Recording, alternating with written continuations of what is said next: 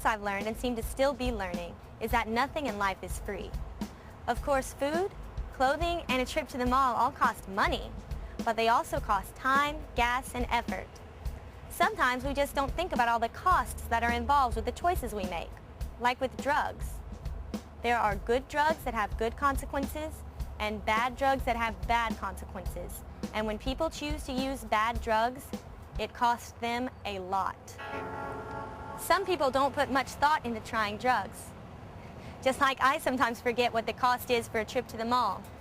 The difference is, the decision to use drugs can affect people in a very bad way. Most of the drugs you'll find here at the drugstore are good drugs.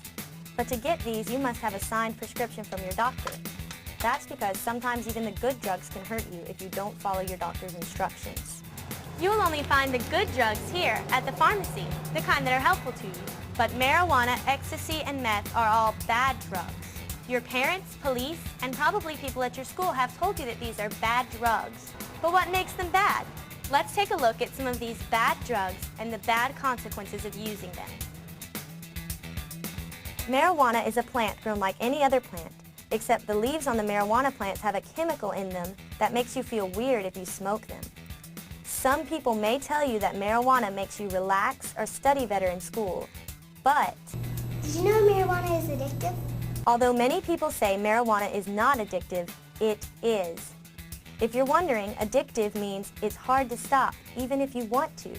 Also, did you know marijuana can hurt your game? Marijuana can slow your reflexes and hurt your driving, schoolwork, and your performance while playing sports. Did you know marijuana can make you lazy? Marijuana often makes people feel like they don't have the desire to do the things in their life they need to get done, like cleaning, schoolwork, or even going out with friends.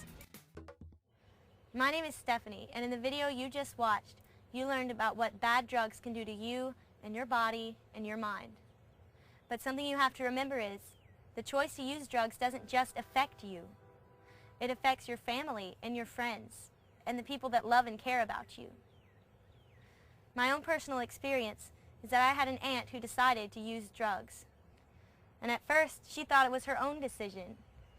You know, it was her life. She could make whatever choices she wanted to. But things started to spiral out of control. She lost her job and her marriage fell apart. Physically, we could just see her growing weaker.